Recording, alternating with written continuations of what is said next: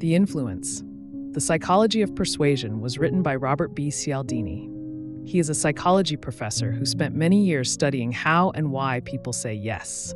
The book first came out in 1984, and since then, it has become one of the most important books about persuasion.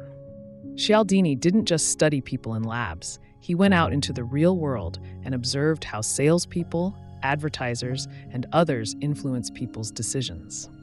He also joined training programs and worked in different jobs to learn their techniques.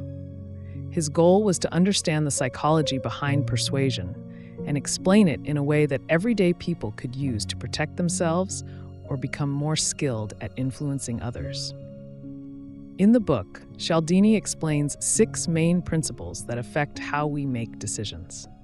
These principles are based on psychology, and they work in many different situations, whether you're buying something, asking for help, or making a choice at work or in your personal life. The first principle he talks about is reciprocity. This one is very simple. It means that when someone does something for us, we often feel the need to return the favor. For example, if someone gives us a small gift or does us a favor, we feel pressure to say yes when they ask for something later. Cialdini explains that businesses use this trick all the time. They might give you a free sample or a small gift because they know it makes you more likely to buy from them later. This works because most people want to be fair and don't want to feel like they owe others. Next, he explains commitment and consistency. People like to act in a way that matches what they said or did before. Once we make a choice or say something in public, we try to stay consistent with it. For example, if someone asks you to sign a petition and you do it, you're more likely to support the cause later, even in bigger ways. Or, if you tell others that you are going to do something, you're more likely to follow through. Cialdini shares examples of how companies and salespeople use this. They start by getting people to agree to something small, and then they slowly ask for more. Because of our need to stay consistent, we often agree without thinking too much. The third principle is social proof. This means that when we are unsure about what to do, we look at what others are doing. If many people are doing something, we believe it must be the right thing to do. This is why we are more likely to eat at a crowded restaurant than an empty one, or why we check reviews before buying something online.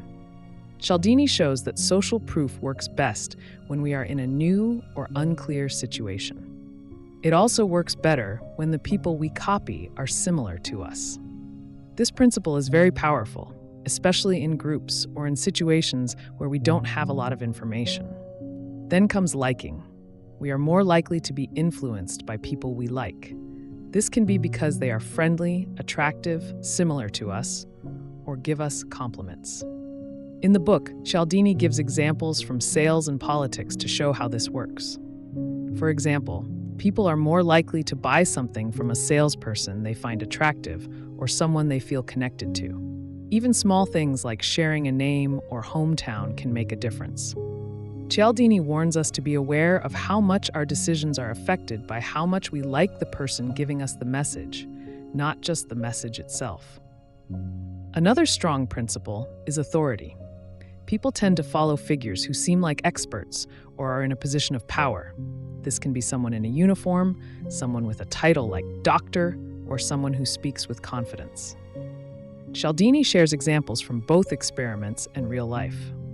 One famous study he talks about is the Milgram experiment, where people obeyed instructions from someone in a lab coat, even when those instructions felt wrong. This shows how strong the authority principle can be. In daily life, companies use this by having actors dress as doctors in ads or showing certificates and awards to seem more trustworthy. The final principle is scarcity. We value things more when they seem rare or limited. When something is harder to get, we believe it must be more valuable. That's why you often see phrases like limited time only or only a few left in stock. Cialdini says that scarcity creates a feeling of urgency and can make us act quickly without thinking. This principle is not just used in marketing, it can also affect relationships, job offers, and many other areas of life. When we think an opportunity might disappear, we often want it more. Throughout the book, Cialdini gives many real-world examples that make the ideas easy to understand.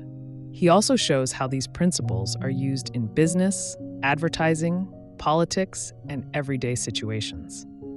One of the best parts of the book is that he not only explains how persuasion works, but also teaches readers how to defend themselves against unwanted influence.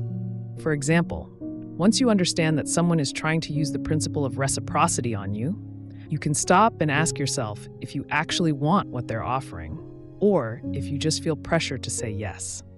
Cialdini believes that knowledge is power. When we understand the rules of influence, we can make better decisions.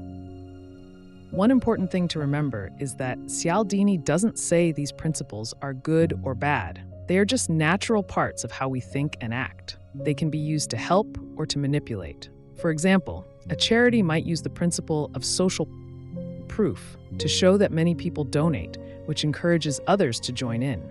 On the other hand, a dishonest salesperson might use scarcity to make you feel rushed into buying something you don't need. That's why Cialdini says it's important to learn these tools, not only so we can use them wisely, but also so we don't fall for them too easily. In later editions of the book, Cialdini also talks about a seventh principle, unity. This principle is about shared identity. When we feel that someone is part of our group, whether that's family, nationality, or another close bond, we are more likely to trust and agree with them. It's stronger than just liking someone. It's about feeling like we are in this together. This principle explains why messages from people inside our group feel more powerful, and why we sometimes support ideas or causes more strongly when they come from someone we see as one of us. To sum it all up, influence, the psychology of persuasion, shows how people are influenced in everyday life.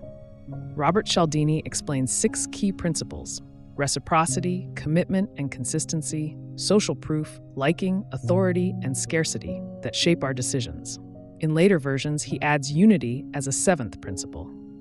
The book gives examples from real life, explains how these ideas work, and helps readers protect themselves from being influenced in ways they don't want. It's written in a clear and friendly way, making it useful and interesting for anyone who wants to understand human behavior a little better. Whether you want to be more persuasive or just avoid being tricked, the lessons from this book are easy to remember and apply.